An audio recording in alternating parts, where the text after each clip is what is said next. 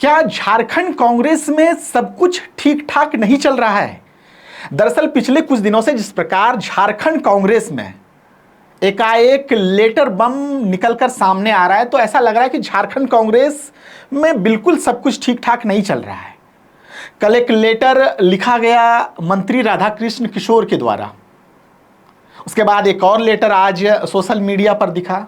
तो कल और आज यानी 2 लेटर सोशल मीडिया पर दिखा, और ये लेटर लिखा गया था झारखंड कांग्रेस प्रभारी के राजू के नाम पे। दरअसल कांग्रेस द्वारा ये लगातार, और कांग्रेस के मंत्री हैं राधाकृष्ण किशोर, उनके द्वारा ये लगातार कल और आज भी आगाह किया गया है कि झारखंड कांग्रेस में सब कुछ ठीक ठाक नहीं चल रहा है। ये हम इसलिए कह रहे हैं कि कल जब एक लेटर आया राधाकृष्ण किशोर का, तो कहां पर वो निशाना साध रहे थे। दरअसल पिछले दिनों, आज से 4-5 दिन पहले झारखंड कांग्रेस में एक बड़ा संगठन तैयार किया गया था। झारखंड कांग्रेस प्रदेश अध्यक्ष के द्वारा, प्रभारी के द्वारा तकरीबन 314 लोगों को उसमें जगह दी गई थी, और उसके बाद ही लगातार कांग्रेस के अंदर खाने में, बाहर में अलग अलग तरह की चर्चाएं शुरू हो गई। इन चर्चाओं में जो पहला जो लेटर गिरा वो था राधाकृष्ण किशोर का।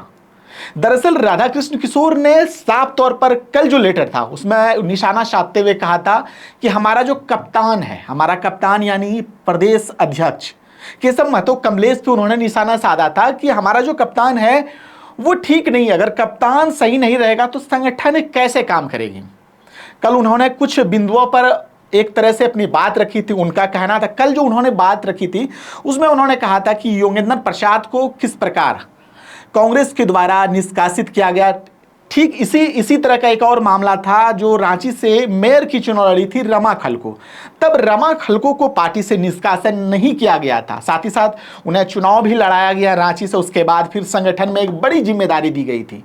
लेकिन दोहरा चरित्र कांग्रेस के द्वारा क्यों किया गया था, ये कल के लेटर में था। लेकिन आज के लेटर को अगर हम देखें तो बिंदुवार उन्होंने 8 बिंदुओं पर के राजू को एक तरह से आईना दिखाने का काम किया है, और कांग्रेस के अंदर क्या हो रहा है ये सब चीजें उन्होंने बताया है कि झारखंड कांग्रेस किस प्रकार अलग अलग मुद्दों पर मौन है। कांग्रेस किस प्रकार उनको सड़क पे होना चाहिए, मुद्दों पे होना चाहिए, उन मुद्दों पर कांग्रेस कहीं काम नहीं कर रही है। हम एक एक करके बताते हैं उन किन मुद्दों पर राधाकृष्ण किशोर ने अपने ही पार्टी के प्रभारी को घेरा है।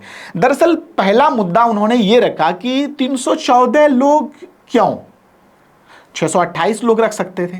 314 लोग अगर सक्षम नहीं, 628 लोग, लेकिन 628 लोगों को रखने के बावजूद भी अगर आप काम नहीं करा सकते हैं तो क्या फायदा इतना बड़ा संगठन बनाकर।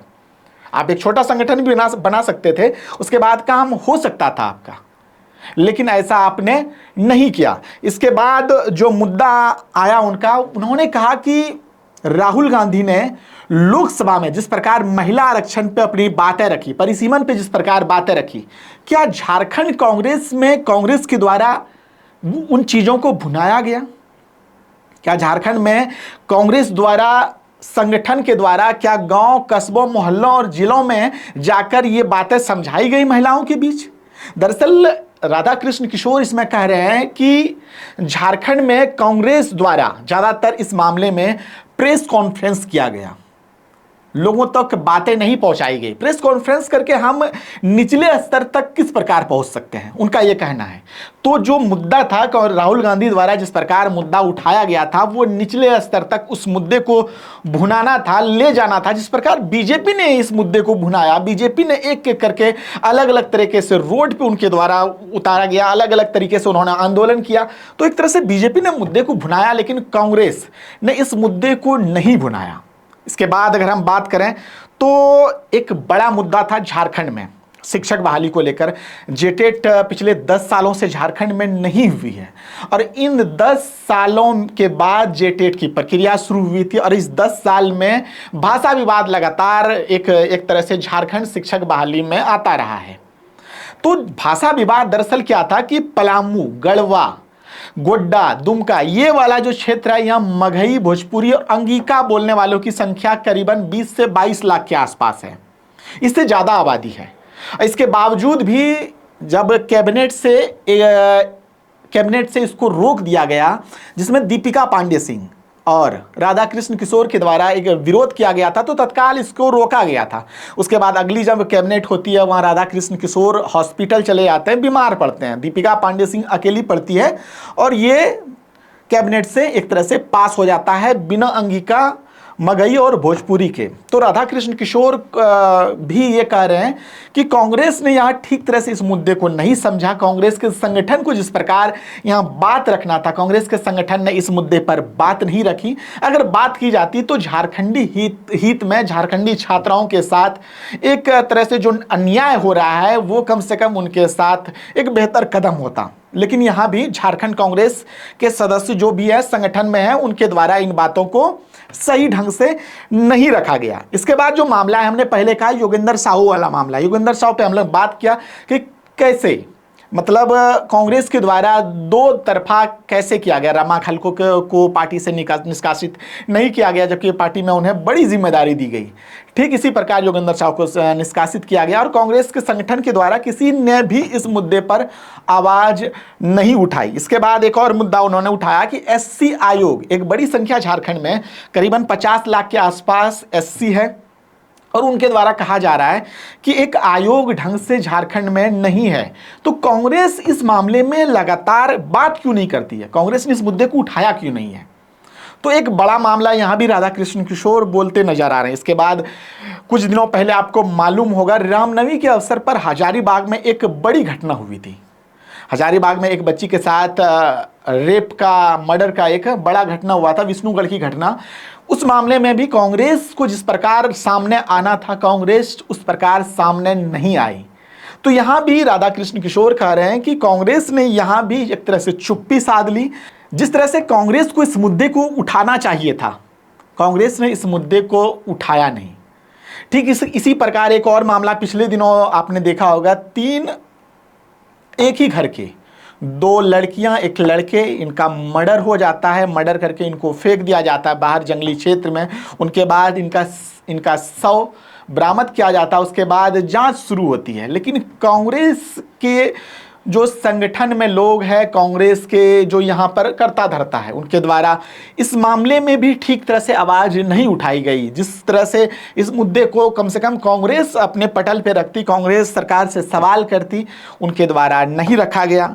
इनके बाद जो मामला है वो उनका कहना है लगातार, दरअसल राधा कृष्ण किशोर एक तरह से झारखंड प्रदेश अध्यक्ष पर एक तरह से सवाल करते नजर आ रहे हैं। एक तरह से उनका कहना है कि कप्तान जो हमारा है वो सही नहीं है। अगर कप्तान को चेंज कर दिया जाए तो ठीक ठाक तरीके से हम लोग खेल सकते हैं। तो एक तरह से सवाल उन्होंने किया है कि झारखंड का जो प्रदेश नेतृत्व है, प्रदेश नेतृत्व ही बेहतर तरीके से काम नहीं कर रहा है। अंत में उन्होंने एक बात लिखी है, एक को साधिए कांग्रेस सज जाएगा। मतलब एक को साधिए मतलब प्रदेश अध्यक्ष पे शायद उनका निशाना है कि प्रदेश अध्यक्ष को बदलिए, उनके बाद शायद झारखंड में कुछ बेहतर हो।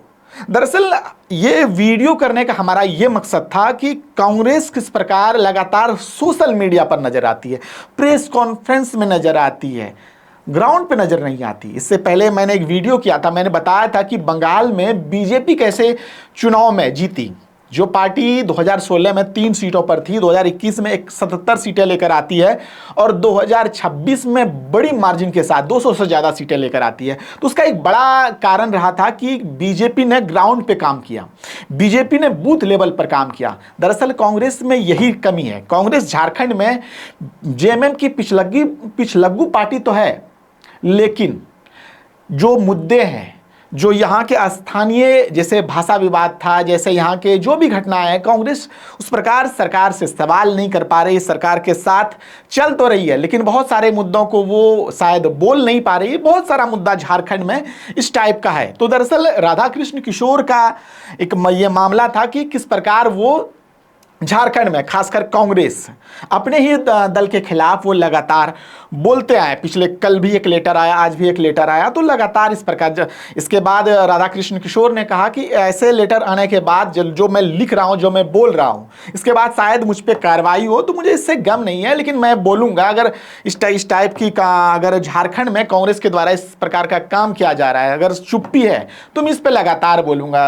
और कांग्रेस संगठन जो है, कांग्रेस प्रभारी, कांग्रेस प्रदेश से, उनके द्वारा साफ कहा गया है कि अगर उनको लगता है कि मैं गलत बोल रहा हूं तो वो कार्रवाई के लिए स्वतंत्र है। तो ये तो कहानी थी लेटर बम की, जो कांग्रेस में लगातार झारखंड में चल रहा है। देखते हैं कि ये लेटर बम कब तक चलता है और इस लेटर बम पे क्या कार्रवाई होती है। क्या राधा कृष्ण किशोर पे कांग्रेस द्वारा कोई कार्रवाई की जाती है? क्या राधा कृष्ण किशोर के बोलने के बाद कांग्रेस में कुछ परिवर्तन होता है? दोनों ही चीजें हम लेकर चलते हैं और दोनों ही चीजों को हम देख के चलेंगे। जैसा आगे कुछ होगा हम आपके लिए फिर से लेकर आएंगे। देखते रहिए समाचार वाला। मैं हूं तौसीफ। जोहार, आदाब।